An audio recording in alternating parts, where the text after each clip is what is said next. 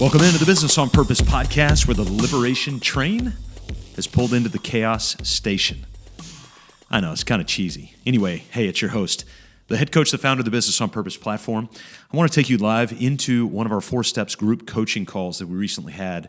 And one of our heroic small business owners asked a really powerful question about how do you lead somebody who is not technically an employee, but they're in your network.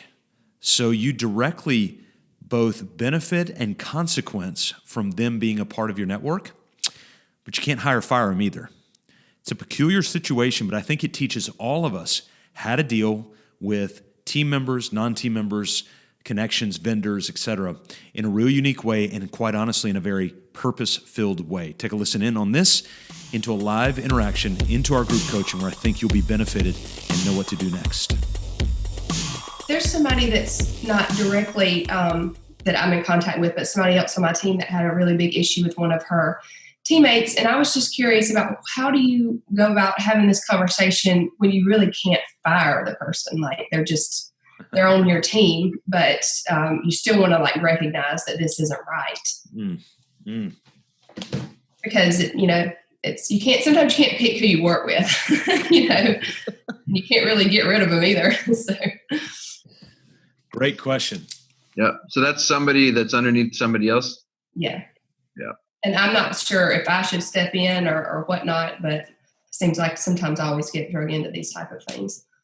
Yeah, of course. Has anybody got any ideas for that? And then we'll jump in.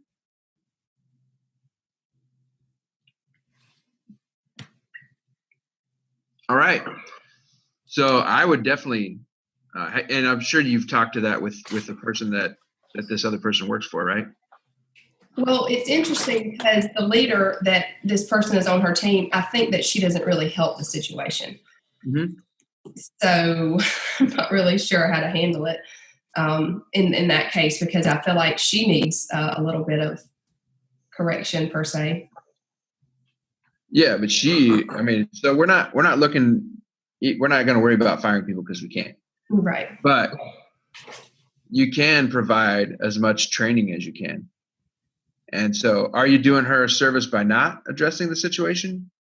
Not to be derogatory, but can it be brought up in, hey, so this is something I see and it creates a lot of problems for the people that have it happen to them. And this is how it's been fixed. And this sort of thing, has their productivity improve.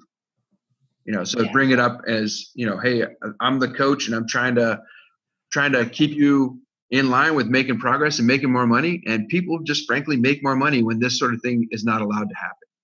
I feel like it's come up a lot. And I don't know that I'm a really big fan of if I'm in front of my whole team and there's just one issue going on and I bring it up and it's obvious that it's that person, because they're kind of like, well, why didn't you just come to me first? I would have been like that too. So I don't really like to do that, but yeah, I wasn't talking about in front of a team. If you're going to criticize somebody, it should be one-on-one. Gotcha. Never criticize in front of a lot. You're just going to make them look bad, and then it's kind of a downward spiral from there. But yeah, no, definitely that's how I would put it. Just one-on-one. Hey, so can I get a couple minutes for you? I just want to tell you about, some ways that I've seen people's progress and income drop and how they can overcome them. Something that I've noticed, because that's your job as the leader, right? Yeah. Is to point that out and get them back on. If you're in the military, we have for junior guys, every 6 months we have an evaluation. Hey, let's do a little course correction here because you're heading off path, and this is how you can fix it. And then it's up to them whether they decide to implement what we said. Because in this next 6 months, it's going to get worse. Okay, thank you. Carrie, the other thing to think about with this is I'm trying to think of a fancier way to say this because I keep beating the same drum, but it is not unusual at all to consider going and sitting down with him, just like Jonathan's talking about, and going back and being very upfront with them and saying, hey, tell me the situation again. Is that they've got kind of a crappy attitude? Yeah, she just made a post in our group that was just very uncalled for. Okay. So you go to somebody like that and say, hey, I wanted to chat with you, but right out of the gate, no like pleasantries or niceties or anything like that. Hopefully that's happening in other areas.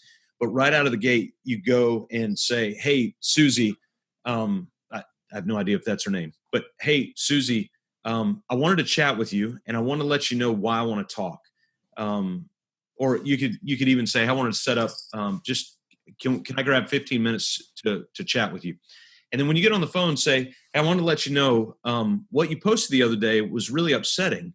And I wanted to talk about that. And so I want to walk through that. But I'm letting you up front that it was upsetting, and I want to walk through that. And so in order to walk through that, the first thing that I want to share with you is I want to share with you my vision of what our team looks like and all that. And you lay out the vision. Then I want to share with you what our mission is when we wake up every day. Then I want to walk back through what our unique core values in everything that we do. And here's a question I want to pose to you with that. And I'm going to take the onus for this post. The reason is because I don't know that I've ever had this discussion with you before. And so I want you to walk your post through the vision, the mission, and the values. And then on the back end of it, I want you and I to decide if it's a good fit.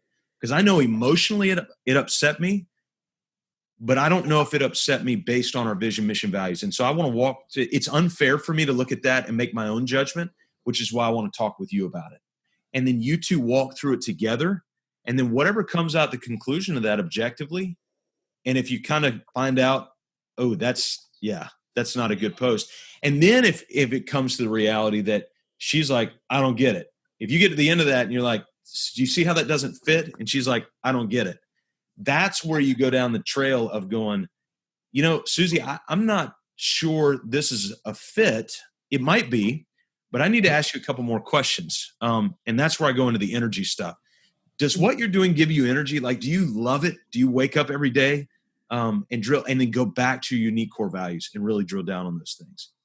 And so run her through a matrix and go with her. And then once you get to the finish line, now she can decide for herself.